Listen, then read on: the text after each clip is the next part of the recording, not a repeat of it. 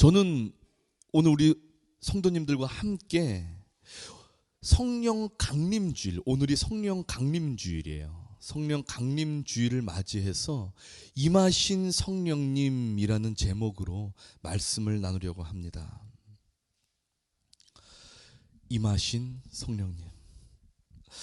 여러분, 지금 이 사진 보이시나요? 지금 베드로는요, 오늘 본문에서 이 베드로의 상황은 유대 종교 지도자들에 의해서 신문을 받고 있는 상황입니다. 무엇을 받고 있다고요? 신문을 받고 있어요. 유대 종교 지도자들에게 잡혀가지고 신문을 받고 있는 상황이에요. 왜냐하면요, 사도행전 3장에 보니까 베드로가 걷지 못한 자를 일으켜 세우고 아픈 자들을 고치면서 예수 그리스도의 이름을 전하고 있었는데, 좀 전에 우리 본문에서 읽어보면 아시겠지만 남자의 수가 약 5천 명이나 되는 거예요. 예수의 이름을 믿는 사람들이 계속 많아지는 것입니다. 그런데 여러분, 지금 이 베드로를 잡은 유대 종교 지도자들은 불과 몇 달 전에 베드로가 전하고 있는 이 예수 그리스도를 잡아서 십자가에 못 박아 죽였던 사람들입니다. 그런데 우리가 못 박아 죽인 그 예수라는 사람의 제자가 나타나가지고 이렇게 말하는 거예요. 예수는 죽지 않았다. 예수는 부활하셨다. 그의 이름을 믿으면 너희도 예수님처럼 새 생명을 얻을 것이다. 이렇게 증거를 하고 다니는 것이에요. 그런데 이렇게 증거를 하는데 지금 유대 사람들, 수많은 사람들, 남자만 5천 명이라고 했으니 그 계수에 들지 않는 여자나 어린아이들까지 합하면 얼마나 많겠습니까? 수많은 사람들이 예수님을 믿는 것이에요. 지금 유대 종교 지도자들이 죽인 그 예수를 사람들이 믿고 있다고요, 여러분. 얼마나 신경이 거슬리겠어요. 사람들이 계속 예수님을 믿으면 자기네들이 잘못한 게 되는 상황인데 얼마나 신경이 거슬리겠냐고요. 그래서 유대 종교 지도자들은요, 이 베드로를 잡아서 예수님의 이름을 전하는 것을 못하게 합니다. 겁박을 줘요. 그리고 그들에게 다시 한번 예수의 이름 전하나 봐라. 전하면 넌 죽어. 너도 똑같이 돼. 그러면서 너 지금 어떻게 예수의 이름을 전하게 된 거야? 그러면서 막 신문을 하고 있는 중이었어요. 여러분, 그런데 제가 좀 전에도 말씀드렸지만 이 유대 종교 지도자들은요, 예수님을 잡아서 신문하던 자들이에요. 예수님을 잡아서. 예수님을 십자가에 못 박던 자들이라고요.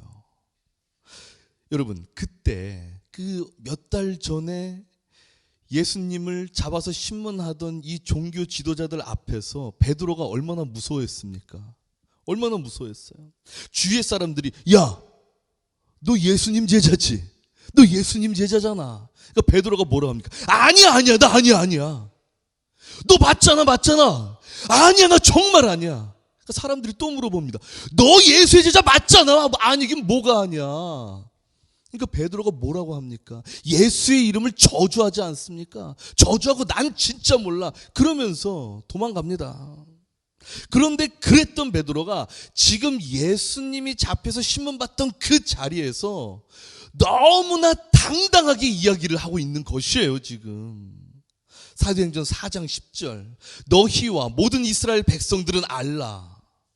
너희가 십자가에 못 박고 하나님이 죽은 자 가운데서 살리신 나사렛 예수 그리스도의 이름으로 이 사람이 건강하게 되어 너희 앞에 섰느니라. 여러분, 얼마 전까지만 해도 예수의 제자라고 불리는 것도 두려워서 벌벌 떨던 베드로가 지금 유대 종교 지도자들 앞에서 예수의 이름의 능력을 선포하고 있는 거예요. 이 예수 그리스도의 이름이 있었기 때문에 지금 걷지 못하던 자가 일어나서 너희 앞에 서 있는 거야. 이렇게 지금 당당하게 말하고 있는 것이라고요.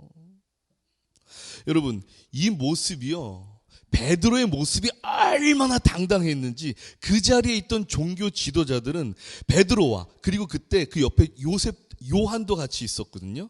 그 요한의 모습에서 담대함을 봤다라고 기록되어 있습니다. 사도행전 4장 13절. 그들이 베드로와 요한이 담대하게 말함을 보고. 담대하게. 여러분, 지금 베드로가 뭐라고요? 담대하게 말하고 있다고요. 지혜야, 뭐라고? 담대하게 말하고 있다고. 담대하게. 여러분, 이 담대하다라는 말이 무엇일까? 이거 대담하다라는 거죠. 반대로 말하면 대담하다라는 건데, 이게 뭐냐면 목숨을 내놓는 용기가 있다라는 말이에요. 담대하다라는 게 목숨을 내놓는 용기. 지금 베드로 앞에 있는 종교 지도자들은 예수님을 신문해서 로마에 넘긴 자들이에요. 이들에 의해서 지금 베드로, 지금 자기 자신도 예수님처럼 십자가에 매달릴 수 있는 위기에 처해 있음에도 불구하고 베드로는 쫄지 않고 담대하게 목숨을 내놓는 용기가 지금 이 앞에 있다고요. 여러분, 갑자기 어떻게 이렇게 바뀐 걸까요? 갑자기 왜 몇 달 전에는 예수님의 이름을 저주하면서 도망가던 그 쫄보 베드로가 지금 어떻게 갑자기 이렇게 용기 있게 목숨을 내걸고 담대하게 이 자리에 서 있는 걸까요? 왜? 바로 그것은 여러분, 성령님이 함께 하시기 때문이었어요. 사도행전 4장 8절, 이에 베드로가 성령이 충만하여 이르되 백성의 관리들아 장로들아. 지금 성령이 충만해서 사람들을 부르는 거예요. 백성의 장로들아 관리들아, 지금 이렇게 말하고 있는 것입니다. 성령님이 함께 하시기 때문에 베드로는 쫄지 않았었던 거예요. 담대할 수 있었던 것입니다. 성령님이 함께 하시기 때문에 목숨을 내놓을 수 있는 그 용기가 있었다고요. 여러분, 제가 초등학교 때 얘기를 한번 하려고 합니다. 제가 초등학교 5학년 시절에 저를 괴롭히던 친구가 한 명 있었어요. 그 친구 이름이 아직도 기억나는데 여기서 말씀드리기는 뭐하고, 아무튼 김철수라고 가명으로 한번 해볼게요. 그 김철수라는 친구가 저를 그렇게 괴롭히는 거예요. 5학년이었어요. 아니, 뒤에서 제 뒤통수를 때리는데 아프게 때리지도 않습니다. 그냥 톡 건드려요. 톡. 그 기분 나쁘잖아요. 그렇지 않니? 뒤에서 톡 때려봐요. 그리고 이 옆구리나 이런 데를 지나가면서 툭 치고 가요. 세게 때리지도 않습니다. 정말로 자존심 상하게 하더라고요. 어쩔 땐 다리를 걸어요. 걸어가다 넘어지는 거예요.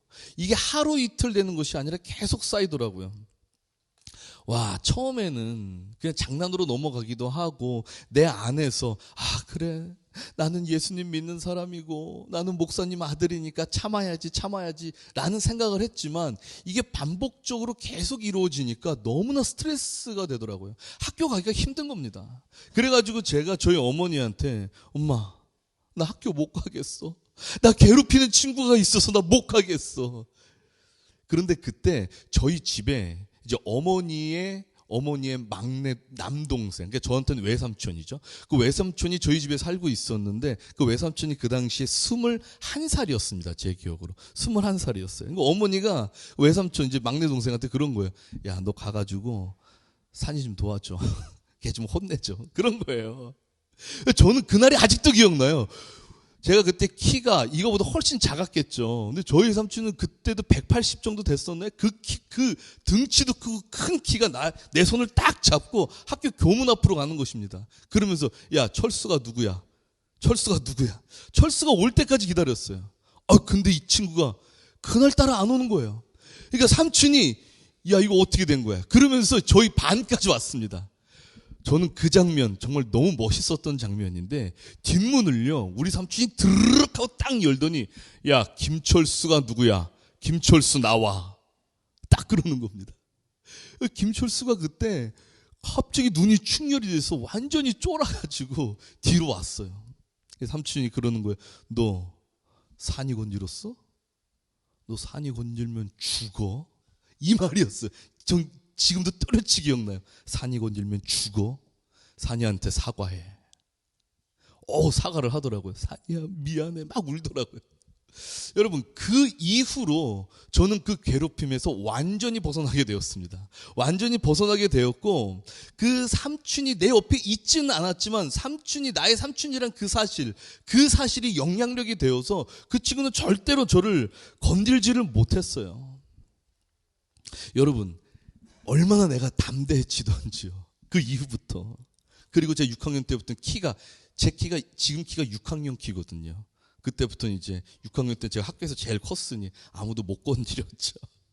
여러분, 지금 베드로에게도 이러한 성령님의 영향력이 지금 그를 감싸고 있었기 때문에 이 베드로가 담대해질 수밖에 없었던 것입니다. 그렇다면 이 성령님이 도대체 누구신가? 이 성령님은 누구실까요? 어떤 역할을 하시는 분이신가? 요한복음 14장 16절에 보면요, 예수님은 뭐라고 말씀하시냐면 이 성령님을 가리켜서 그의 제자들을 돕기 위해 내가 보내실 그 약속의 영이라고 말씀하십니다. 저희 어머니가 저에게 삼촌을 보내줘서 저를 돕고 보호했던 것처럼, 야, 성령님이 너희와 함께 하셔서 너희를 돕고 보호하실 것이야, 이렇게 말씀하셨어요. 나의 힘이 되신 여호와여, 내가 주님을 사랑합니다. 주는 나의 반석이시며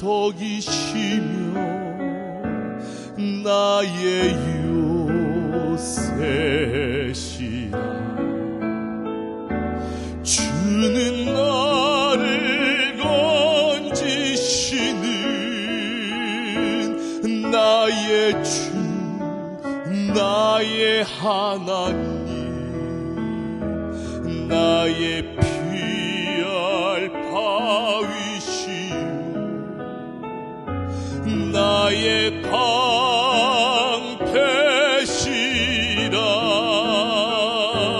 나의 하나님,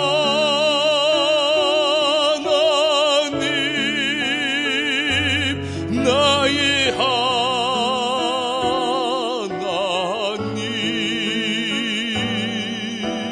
구원의 뿌리시오, 나의 산성이라. 다 같이요. 나의 하나님,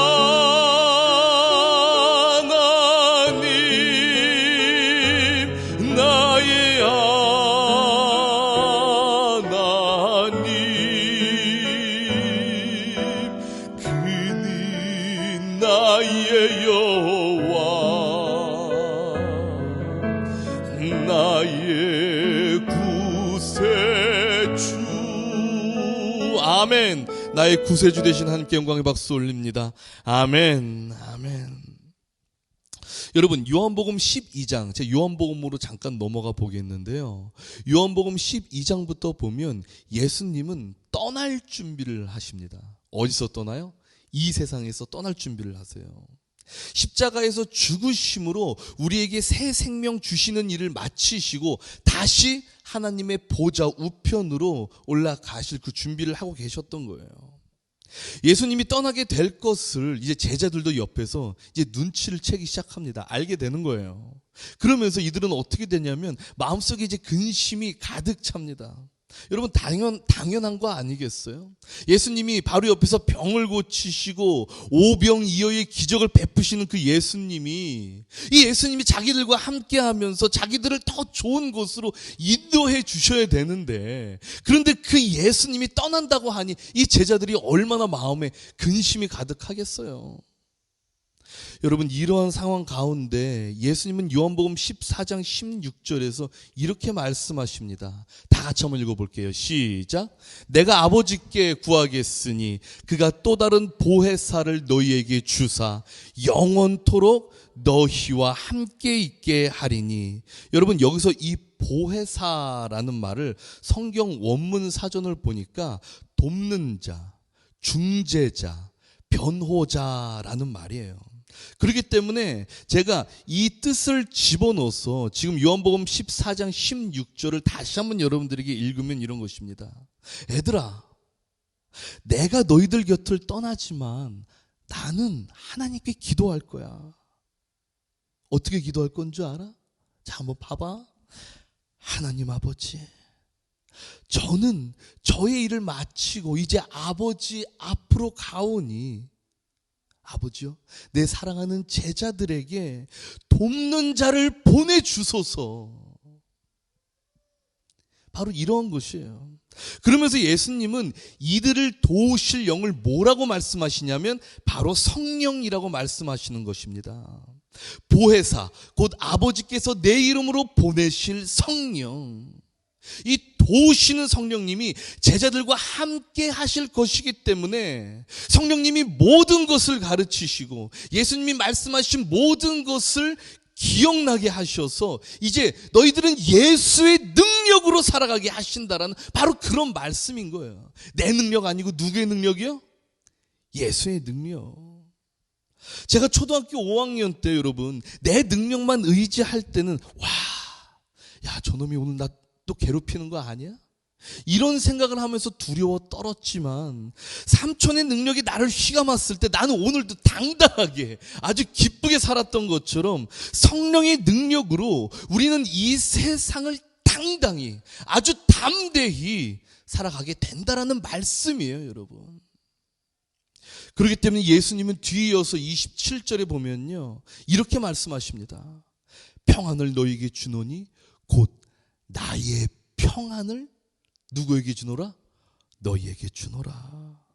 내가 너희에게 주는 것은 세상이 주는 것과 같지 아니하리라. 너희는 마음에 근심하지도 말고 두려워하지도 말라. 성령이 너희와 함께 하실 것이기 때문에 너희는 평안할 거야. 걱정하지 마, 두려워하지 마. 이것은 세상이 주는 평안과는 완전히 다른 거야. 이 성령이 너희와 함께 있으니 마음에 근심하지도 말고 두려워하지도 말아라. 이렇게 말씀하시는 겁니다. 여러분, 그러나 아무리 예수님이 제자들에게 이렇게 자세히 구체적으로 말씀하셔도 제자들은 여전히 예수님이 떠나시는 것을 두려워해요. 그래서 예수님은요 이들을 보시고 요한복음 16장 6절에 보면 너희 마음에 근심이 가득하였도다. 왜 이렇게 걱정하냐, 왜 이렇게 걱정하냐. 그러면서 제자들은요 계속 이런 근심과 걱정에 휩싸여 있는 거예요.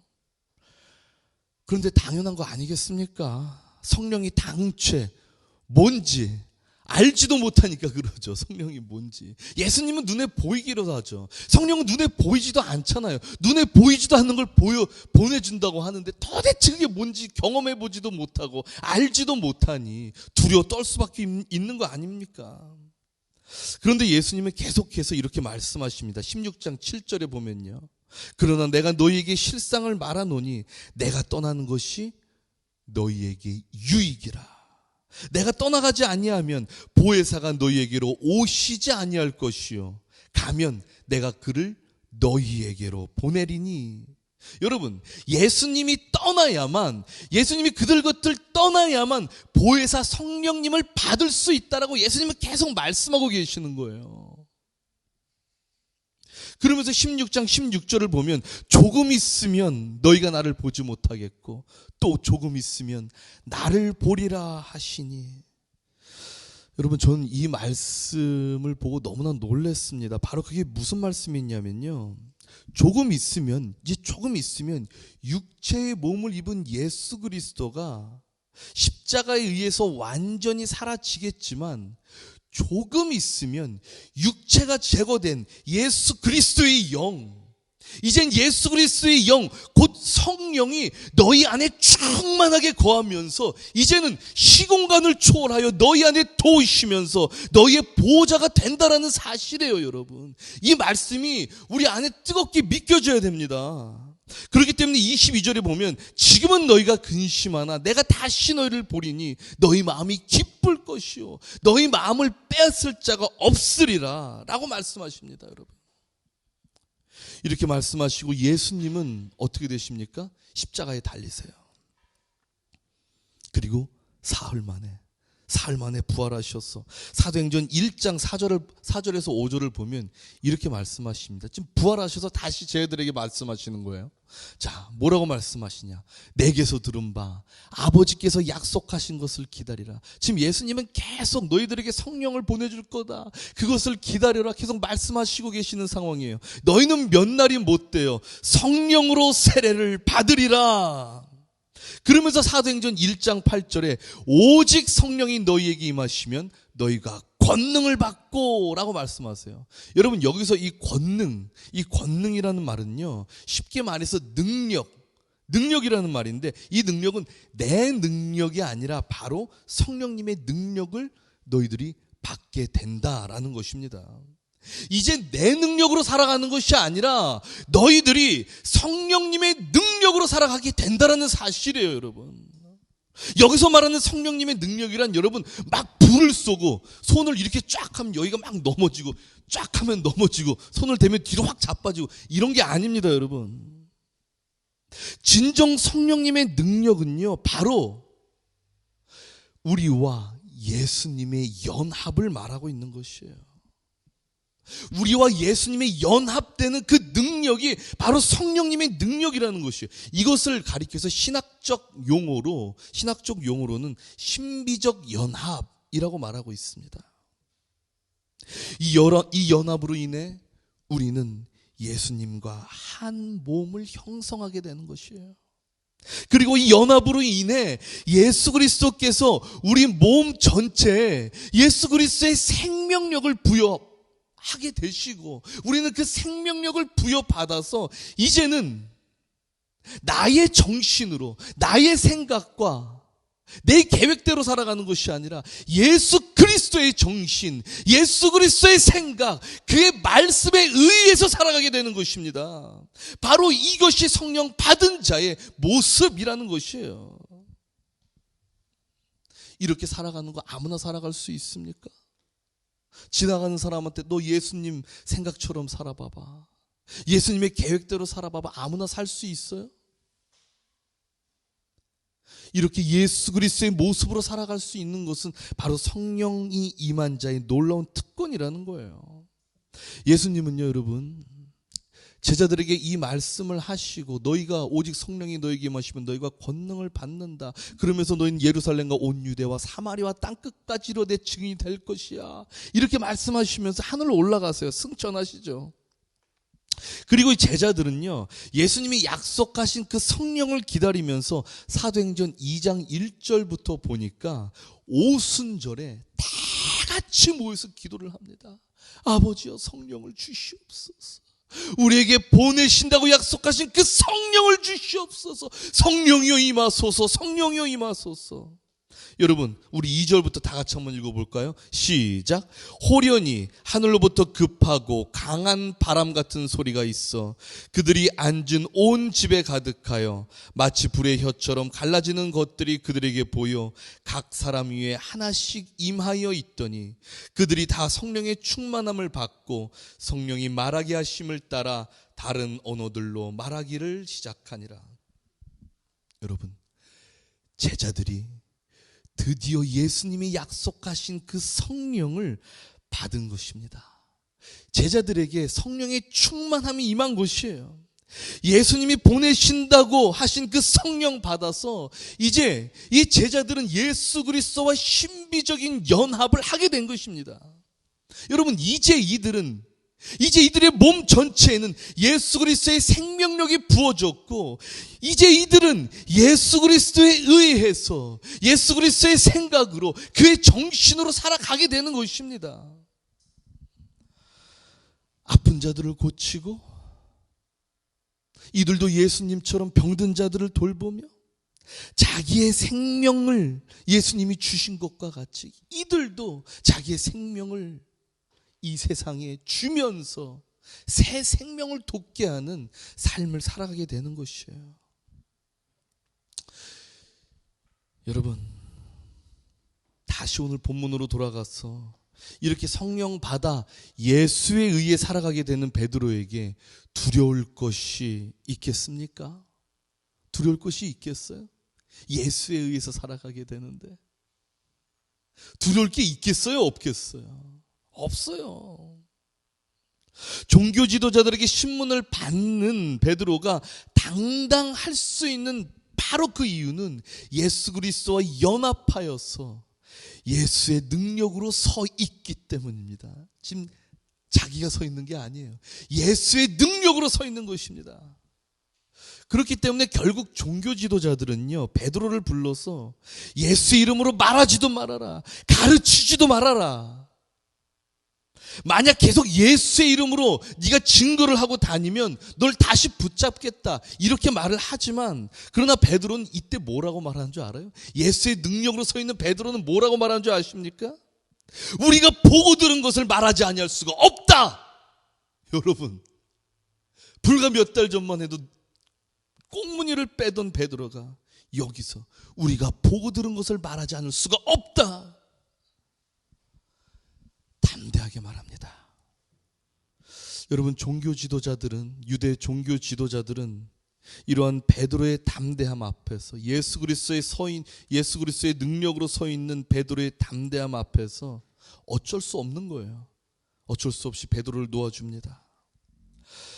성령의 충만함으로 인해 예수의 능력으로 서 있는 자들은요, 세상에서 감당하지 못하는 존재가 되는 것입니다. 여러분, 전혀 여러분들이 각자의 삶 속에서 각자의 자리에 가 있으면서 베드로처럼 이렇게 예수 그리스도의 능력으로 서 있기를 간절히 바랍니다. 예수 그리스도의 생각과 예수 그리스도의 정신, 예수 그리스도가 보내신 그 성령으로 서 있는 자, 바로 그런 자가 됐을 때 내가 있는 이 지경 자체가 새로운 생명으로 완전히 변화되는 것이에요. 우리에게 그런 생명이 있기 때문입니다. 여러분, 그렇기 때문에 이 성령이 임한 자들은요, 기도 없이는 살 수 없더라고요. 기도 없이는 살 수 없어요. 가만히 있지를 못하는 거예요. 내 안에 계시는, 내 주에 계시는 성령님과 계속 이야기를 해야 돼요. 계속 말을 해야 돼요. 성령님, 나와 함께하여 주시옵소서. 성령님, 뜨겁게 나를 붙잡아 주시옵소서. 사도행전 4장 23절부터 30절까지는 종교 지도자들에게 풀려난 베드로와 또 그와 함께한 수많은 제자들이 하나님 아버지 앞에 기도하는 상황입니다. 그 중에 29절, 30절 제가 한번 읽어드릴게요. 주여, 이제도 그들의 위협함을 굽어보시옵고 또 종들로 하여금 담대히 하나님의 말씀을 전하게 하여 주시오며 손을 내밀어 병을 낫게 하시옵고 표적과 기사가 거룩한 종 예수의 이름으로 이루어지게 하옵소서. 여러분, 이렇게 베드로와 그의 동료들이 기도를 하자 어떻게 되냐면, 여러분 31절에 보면 빌기를 다하매 모인 곳이 진동하더니 무리가 다 성령이 충만하여 담대히 하나님의 말씀을 전하더라. 여러분, 날마다 하나님 앞에 기도함으로 성령이 충만함을 덧입고 이 충만함으로 예수 그리스도와의 그 연합이 견고해지는 것입니다. 완전히 예수 그리스도에 살아가게 되는 거예요. 아무리 그 어떤 위협이 가해진다 하더라도 불구덩이라도 들어가서 예수님과 같은 모습으로 예수 그리스도의 사랑을 전하게 되는 것입니다. 넘어진 자를 일으키고 아픈 자를 보다듬어주며 병든 자를 돌봐서 그곳에 새 생명 돋게 하는 그리스도인의 삶. 여러분, 이것이 바로 하나님의 말씀을 전하는 거예요. 하나님의 말씀을 전하는 게 성경에 있는 말씀 전하고 구하라 그러면 주실 것이요 찾으면 그래야 찾을, 이렇게만 하는 것이 아니라 내 삶 속에서 예수 그리스도의 몸, 그 모습을 온전히 담은 다음에 사람들한테 보여주는 것, 이것 자체가 바로 하나님의 말씀을 전하는 것입니다.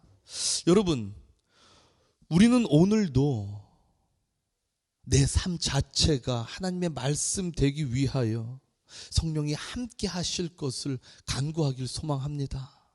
우리의 삶 속에서 성령의 놀라운 능력이 계속 펼쳐나기를 소망합니다. 우리 이 시간 주님의 성령 지금 이곳에 한번 반주 부탁드려요. 우리 이 시간에 우리 모두 한번 베드로처럼, 사도들처럼 성령의 임재를 간구하는 기도를 한번 찬양하기를 소망합니다. 여러분, 이 찬양을 하면서 성령의 임재가 이곳에 가득하여서 예수 그리스도의 연합이 견고해지고 내 삶 속에서 계속 예수 그리스도의 모습이 보이게 하소서. 하나님 아버지, 그로 인해 내가 밟는 그 모든 지경에 예수님의 그 새 생명, 부활하신 그 새 생명이 계속 돋아나게 하여 주시옵소서. 아버지여, 예수 그리스도의 능력을 보여주시옵소서. 예수 그리스도의 그 능력이 이 세상에 가득하게 하게 해달라고. 하나님 아버지, 그 모든 능력을 주관하시는 성령님이여, 우리와 함께하여 주시옵고 이 자리에 임재해 달라고. 제자들에게 임하셨던 그 성령님이 우리에게도 뜨겁게 임재하여 주시옵고 우리의 가슴을 날마다 충만케 해달라고. 우리 이 시간 주님의 성령 지금 이곳에 찬양드립니다.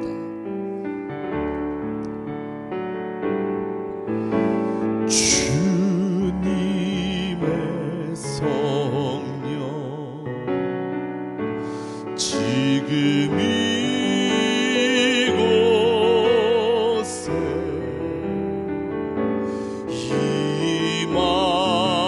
임하소서.